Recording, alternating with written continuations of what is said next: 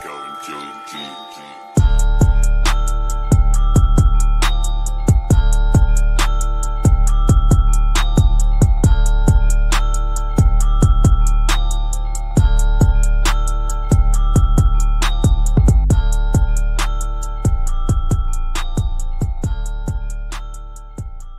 good, Roughnecks fans, and welcome back to the Rough 'em Up podcast. I'm your host, Cullen Watkins, and as you can tell, there's no Arlington with me today. He is sadly feeling a little under the weather, so he is skipping out on this episode. He will be back as usual starting next week. So that means I'm flying solo today. This is the first time in Rough 'em Up podcast history that we have a solo host in a in-season episode. So this should be really interesting. I told Arlington, hey, I got us covered. I'll try to make a great episode. So I know I'm sad. I know y'all are sad, but I'll try to fill in his shoes pretty good here. And real quick, make sure you like and subscribe, all that good stuff. And shout out to the Pro Football Newsroom and F.U.E.L Sports Network.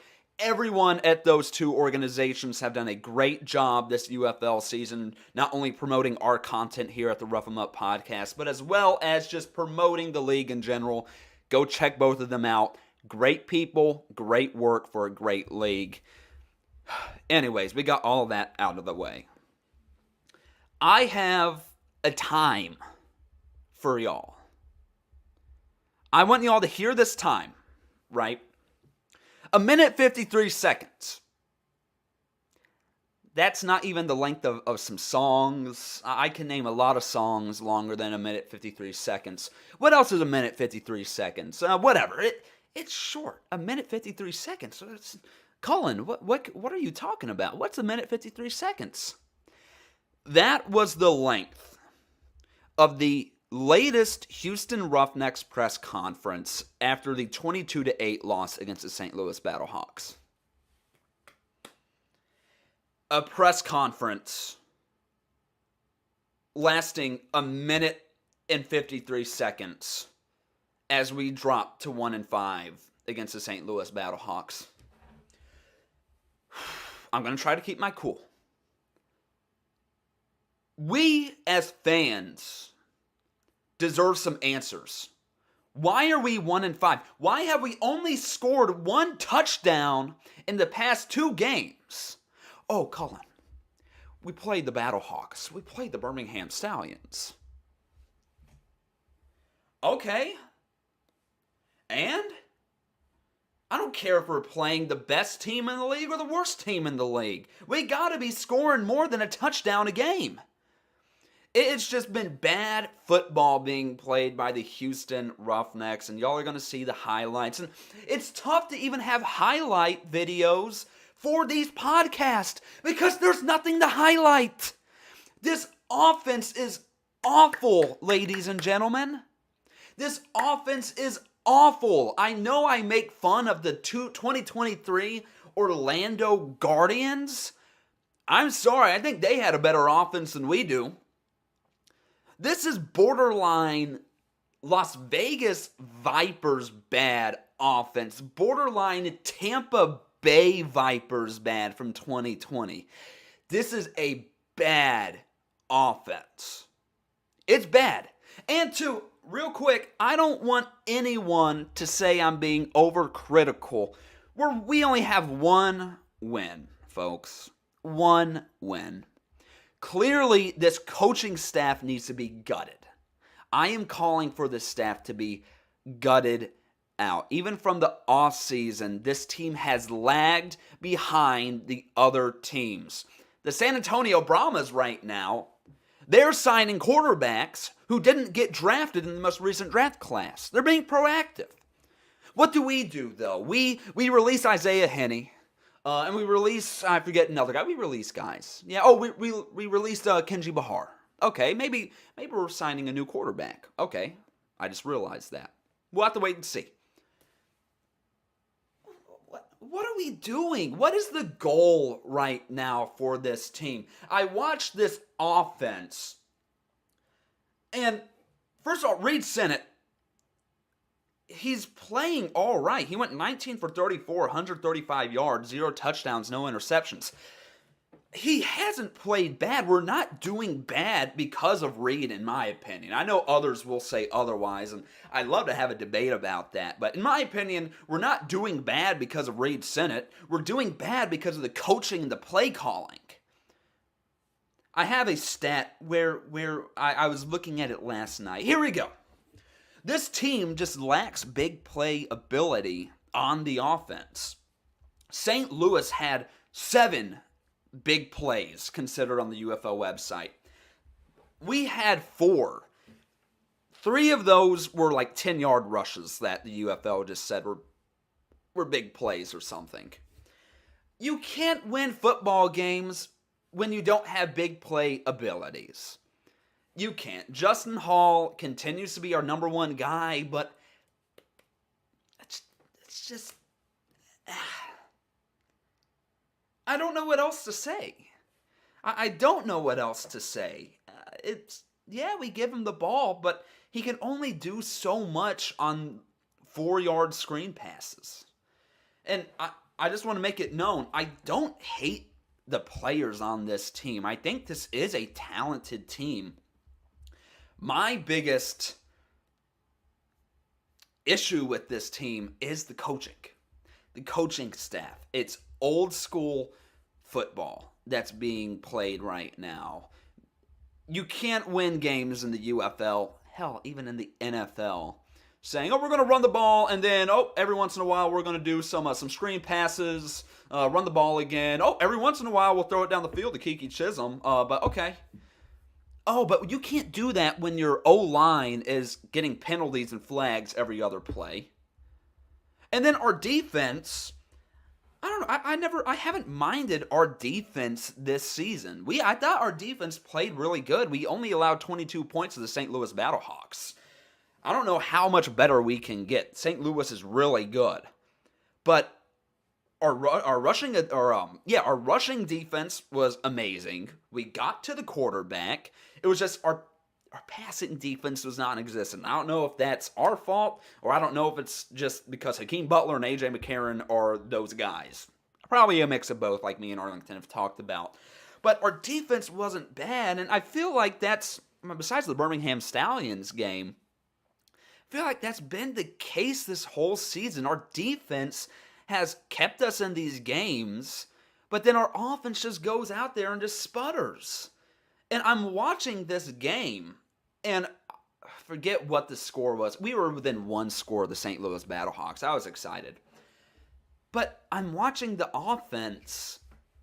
Normally, I should be, let's go down the field, let's score a touchdown. Like, this is the moment. This is the moment we could beat the St. Louis Battlehawks. This is the moment we could tie them. But I'm watching them, and I'm like, we have the ball. Where I'm waiting for the penalty to happen. I'm waiting for the 4-yard pass on a 4th down when we need 7 yards. Yeah, I'm waiting for the 2-yard rush on 2nd or 3rd down. Punt.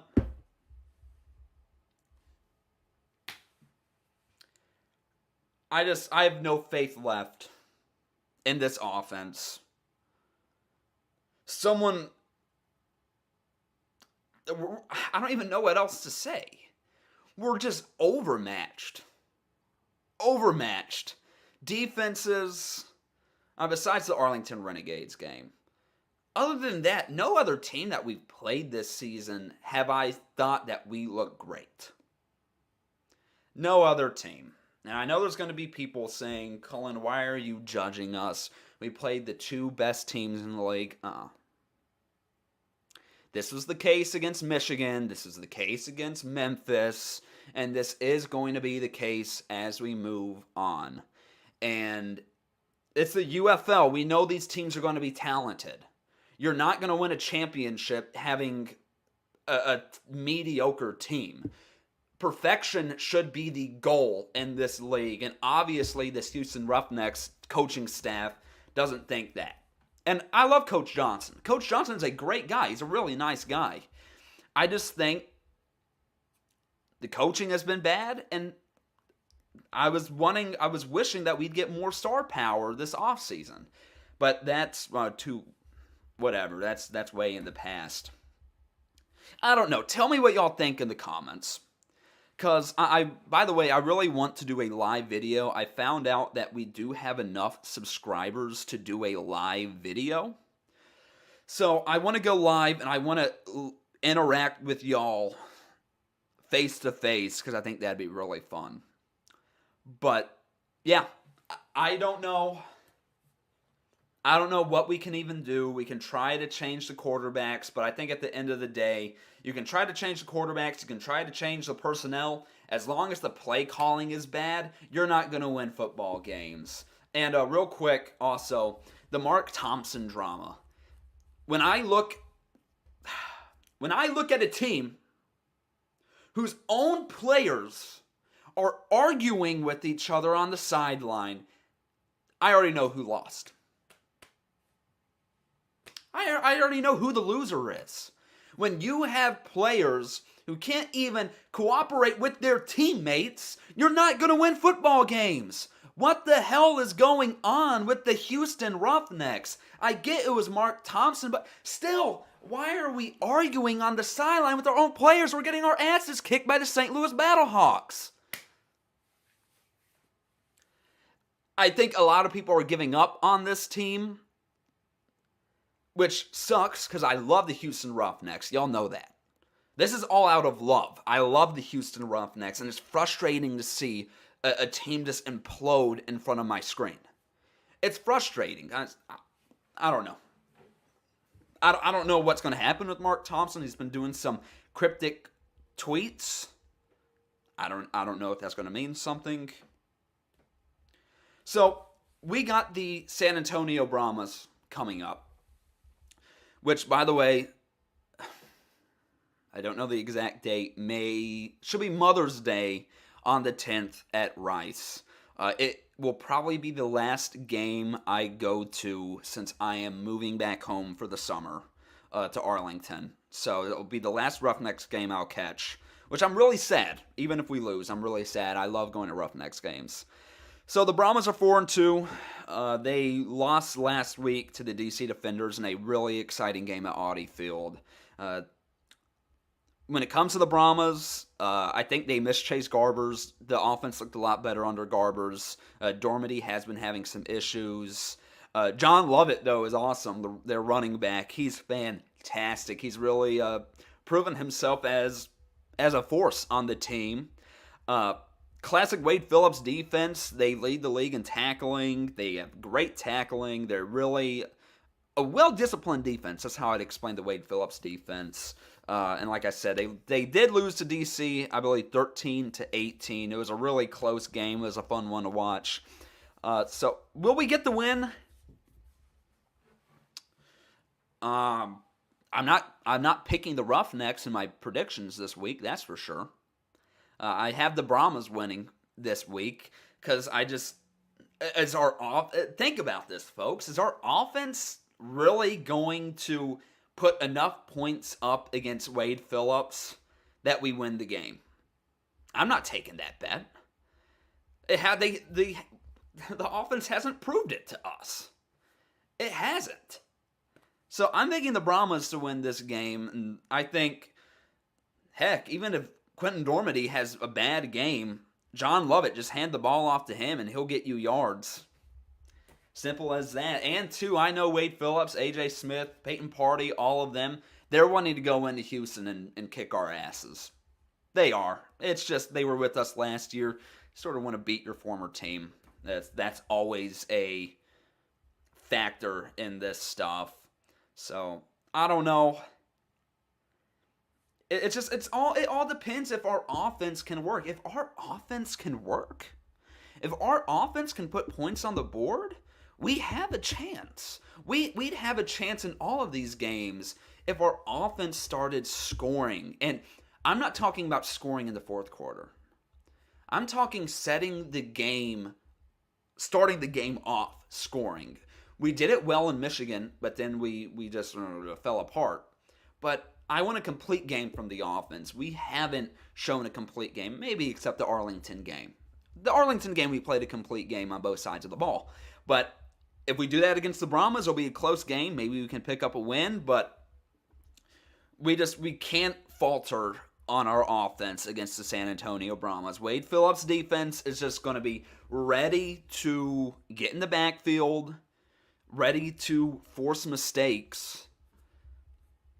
So we'll see. We'll see on that. And our defense, I like our defense going up against the Brahmas. I think Dormady is going to struggle with our passing rush. I'm excited to watch our defense against San Antonio. I am. I love our defense. Adam Rodriguez, Chris Odom, Glenn Logan, Reuben Foster. This is a really talented defense. But our offense just needs to catch up. So this will go into our, or at least my predictions.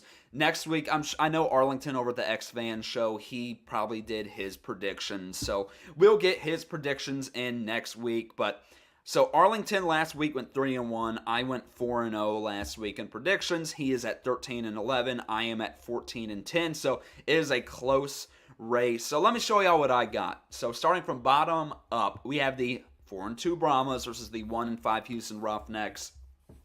Like I said, I think San Antonio, their defense is going to cause them to win this game.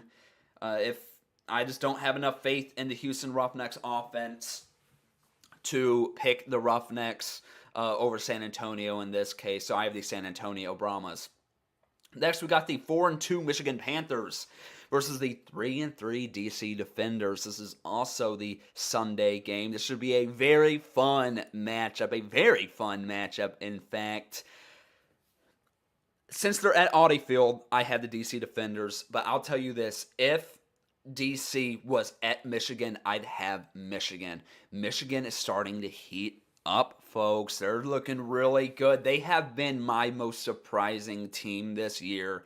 I had very low expectations for the Michigan Panthers, and they have proved me wrong. So I'm sorry to all the fans. I'm sorry to the Michigan Panthers.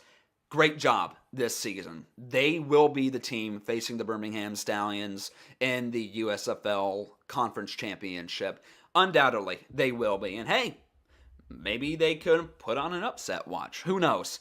But since they are at Audi Field and since the DC Defenders are coming off a really, really solid win over the San Antonio Brahmas, I have the DC Defenders winning that, and that means both of them would go to 4-3.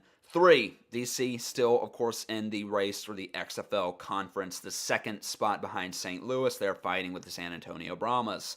So, Panthers, Defenders, I have the DC Defenders, though it should be a really fun game. Now for the game of the week, probably the game of the year, regular season game of the year.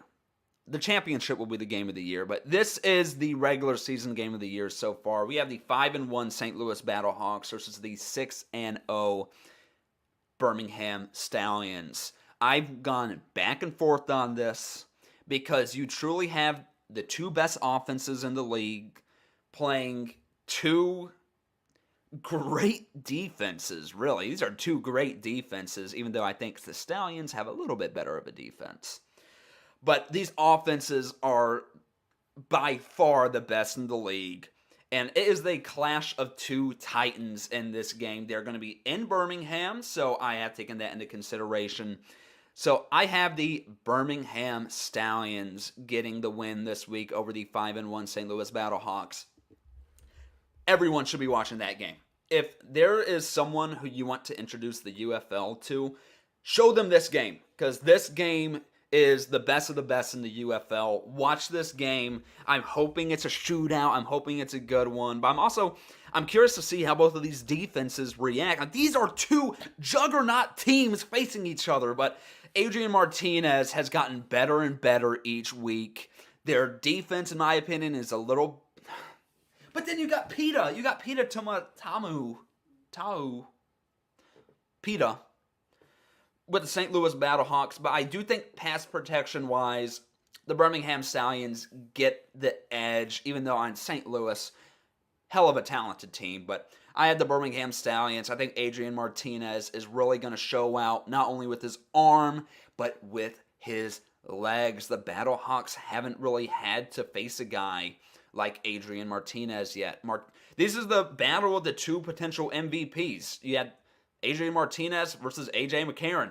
One of those guys will be MVP of the UFL. So this game can go a long way into determining who is the MVP. But I have the Birmingham Stallions. I think they go to 7-0.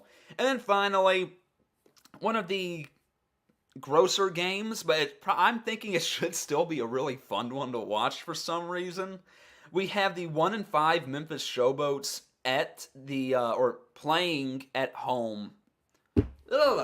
Playing the Arlington Renegades in Arlington. That's what I was wanting to say. So Showboats versus Renegades. Of course, Memphis is 1-5. Renegades 0-6. I think the Renegades go to 0-7. I have the Memphis Showboats in this game. While both of these teams show flashes, both of these teams, or Arlington really, they've played in a lot of close games, but they've lost. I think the Showboats, they've looked, I don't know. Now I sort of want to change my pick. I think this game really could go either way, but I think if there's a game for Case Cookus and that offense to get going against, it's against the Arlington Renegades. Their defense has shown they're not as good as they were last year. The only way I see Arlington winning this game is if their defense makes some stops and they just let Luis Perez do his thing. But I think the Showboats, if they go back to how they played against the Houston Roughnecks, they will win this game. Going into week 2, remember, people were high on the Memphis Showboats, and they just lost 5 in a row. But Memphis is still a very talented team, in my opinion, and I think they should be able to get this win. Case Cookus just needs to be better protected and get the ball to Darius Victor more. I don't know what Coach DeFilippo is doing. Seems like he's just off on when he hands off the ball to Darius Victor. I think they get some of that fixed up today, so I have the Memphis Showboats beating the Arlington Renegades. So like I said, we'll get A-Train's picks in next week, and we'll see how we do. It's a close matchup between him. But folks, that should be it for this episode. I covered everything I wanted to. There's just not much to cover. I mean, I hope we can pick up at least one more win before the season ends, but we got the Brahmas, then the Stallions after that, then the Panthers, then the Showboats. Maybe we pick up a win week 10 against the Showboats, a revenge game. But Brahmas, Stallions, Panthers, 3 elite teams. It's going to be a tough road here for Houston Roughnecks fans. But hey, no bandwagoning here. We're going to stick by this team at any chance we get. Because, hey, at least we do have Roughnecks football at the end of the day. But anyways, folks, thank you so much for watching this video. Make sure you like and subscribe. You already know, turn on your bell notifications so you won't miss any live streams, because I want to live stream. So anyways, folks, thank you so much for watching. And remember, go Roughnecks, baby. I'll see you next time.